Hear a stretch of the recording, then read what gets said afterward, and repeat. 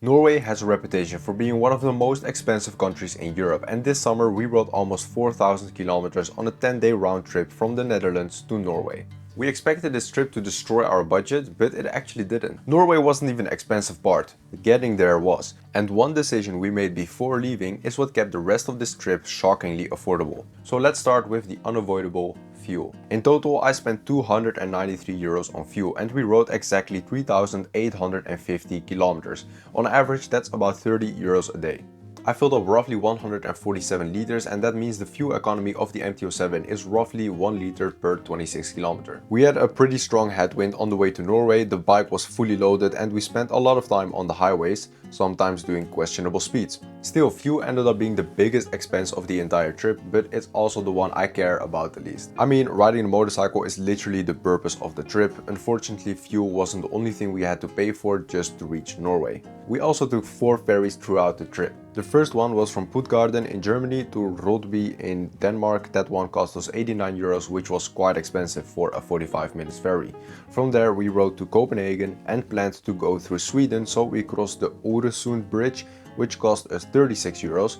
We could have skipped Sweden altogether and taken a ferry from northern Denmark straight to Norway, but we were already planning on taking that ferry on the way back, and part of the fun was going through Sweden, discovering a new country and moto camping there. Once we were in Norway, we took another 2 small ferries around Moss and Stavanger.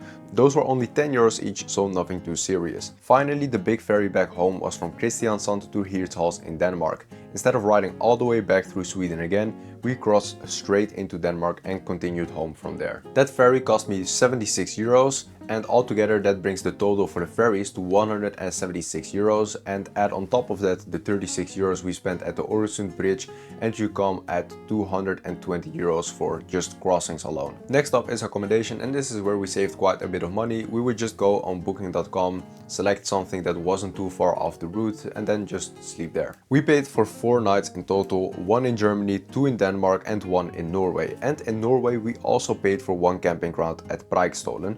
We were also lucky enough to have a free place to sleep in Arendal, but if we didn't have that, we would have probably just wild camped somewhere instead, because that was really the main money saver. We camped for 5 nights in total, and apart from Preikestolen camping, those nights were completely free.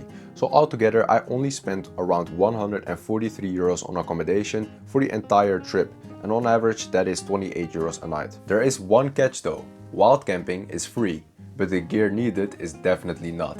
But I'll get to that later. Wild camping also helped us save a lot of money on food as well. Instead of eating out, we'd buy dinner and breakfast together at the supermarket and cook at camp.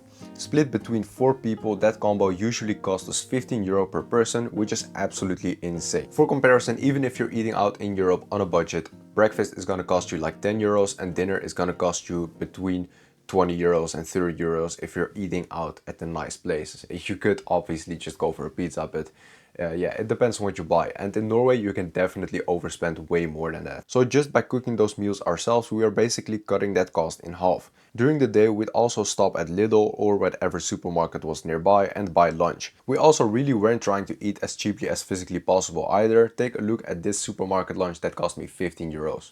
Across the entire trip of 10 days I spent 210 euros on food, and that's around 21 euros per day. Next up is parking. It is a very small cost because usually motorcycles just park on the sidewalks, but in Copenhagen, as you might know, that wasn't allowed. In the city center you park in paid zones, and motorcycles basically pay the same as cars, which sucks. So we decided to move the bikes to a cheaper neighborhood for the night, which was a great money saving strategy up until I crashed my bike on the way there.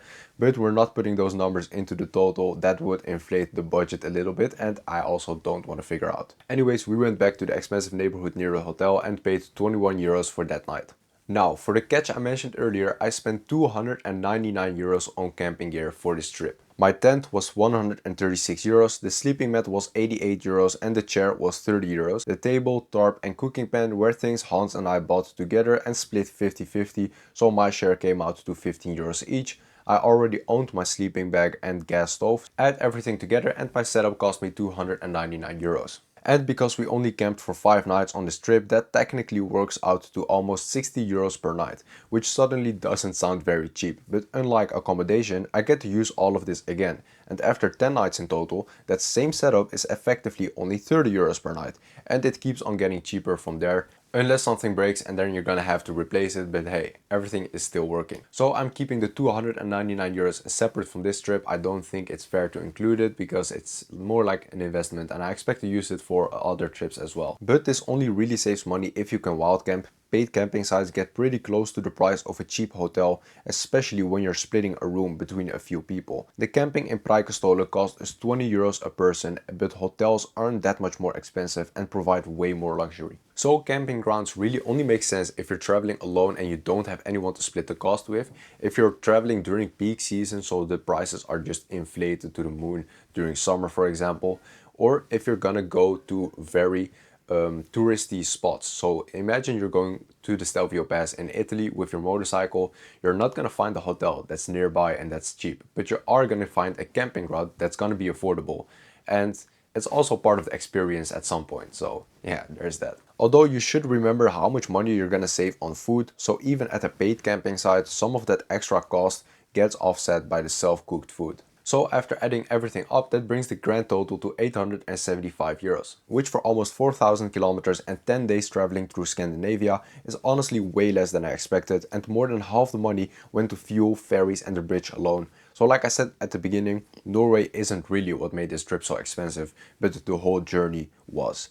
Now, if we include the 299 euros I spent on camping gear, that brings us to 1,164 euros. But since I'll keep using that gear on future trips, I think 865 euros is fair.